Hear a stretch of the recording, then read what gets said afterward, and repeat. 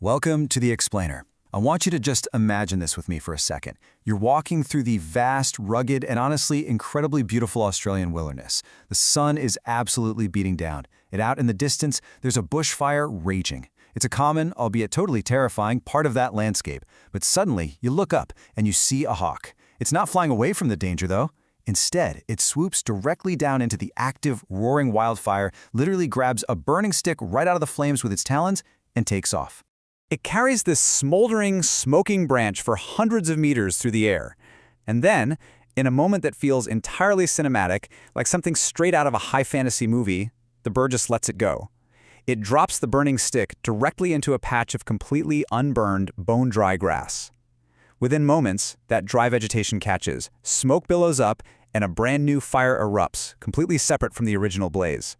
This bird has just deliberately, and with pinpoint accuracy, started a forest fire on purpose. Okay, let's dive into this, because this poses a central, almost unbelievable mystery. I mean, we're taught our whole lives that animals are instinctively terrified of fire, right? They run from it, they fly from it. It represents ultimate destruction. So why on earth would a bird start a fire? What possible evolutionary advantage could an animal get from actively spreading a deadly inferno? Well, that is exactly what we're going to answer today. But to solve this mystery, we first need to meet the real-life culprits. Section 1. Meet the Firehawks, Australia's arsonist birds. So the stars of this incredible story aren't just one rogue species. It's actually 3 distinct birds of prey found across northern Australia. We've got the black kite, the whistling kite, and the brown falcon. Now, they're formidable hunters on a normal day, for sure. But collectively, local indigenous communities have given them a much more fitting name. They just call them firehawks. And as we're about to see, they have more than earned that title. Which brings us to Section 2, the ultimate hunting strategy, turning fire into a weapon. We're about to uncover what researchers are realizing is arguably one of the most astonishing hunting strategies ever observed in nature. Now, what's really interesting about this slide is the stark contrast between how animals survive on a normal day versus during a fire. Under normal conditions, prey is incredibly good at hiding. I mean, that's how they stay alive. Rodents are tucked safely underground in their burrows. Lizards are wedged tight beneath heavy rocks.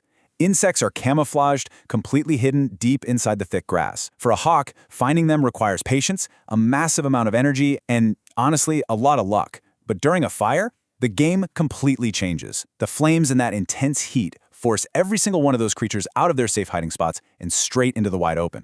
And this brings us to the exact, chillingly calculated mechanics of this hunt. Let's walk through it.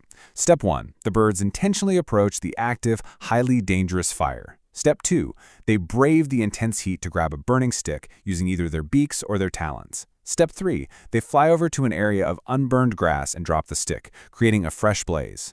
And Step 4, the payoff. They don't need to chase their prey through dense vegetation anymore. They just sit back, hang around the edges of the new flames they literally just created, and easily capture the terrified insects, reptiles, and rodents fleeing for their lives. Basically, they use chaos to serve up an all-you-can-eat barbecue buffet. And guys, it gets even wilder. Observers have actually reported seeing multiple firehawks gathered near these fires at the exact same time, which raises a fascinating question, one that scientists are still actively trying to figure out right now. Is this true teamwork? Like, are these birds consciously cooperating to trap prey together, or is it just opportunistic chaos where a bunch of individual birds are exploiting the same fiery opportunity? The mere fact that we even have to ask if birds are organizing a cooperative arson ring is just mind-blowing. But here is where the story takes a fascinating turn. Section 3. Ancient knowledge meets science. Thousands of years of observation. Because you see, for centuries, literally centuries, Aboriginal Australians have known all about this behavior. They've preserved it in their ecological traditions. They accurately described these exact birds carrying burning twigs from bushfires and dropping them in unburned grasslands. Yet, for many, many years, Western science completely dismissed these incredibly accurate accounts. They just brushed them off as mere myths or fairy tales. They flat out couldn't believe a bird was capable of doing such a thing. But you know, the truth can only be ignored for so long. Eventually, researchers just couldn't look away from the sheer volume of independent eyewitness accounts. We're talking indigenous rangers, professional firefighters out there battling these blazes, and local residents. They were all independently reporting the exact same remarkable behavior. They were all seeing birds deliberately picking up fire and moving it. Now you might be wondering, well, if this is real, why isn't there high-definition documentary footage of this everywhere? The reason is entirely practical. Direct filming remains extremely difficult simply because of the severe volatile danger of active bushfires. You're dealing with immense heat, totally unpredictable winds, and deadly smoke. Getting a camera crew into a position to safely film a fast-moving bird interacting with a raging wildfire is nearly impossible. But that massive growing body of observational data has finally convinced researchers that yes, this is absolutely real and it deserves serious scientific attention. So the crucial point is this. Indigenous ecological knowledge often preserves observations gathered over thousands of years. This entire phenomenon is such a powerful, humbling reminder for the scientific community. The people who have lived intimately with that landscape for millennia knew exactly what was happening way before anyone else decided to validate it. And this realization forces us to look at animal brains in a completely new light. Section 4, Rethinking Animal Intelligence, the Science of Cause and Effect. And this brilliantly illustrates a concept known as cause and effect reasoning. It's the understanding that a specific action produces a specific outcome. Think about it. The firehawk literally has to connect the dots in its head. It has to know that moving a burning stick creates a new fire. It has to know that this new fire will cause animals to panic and flee.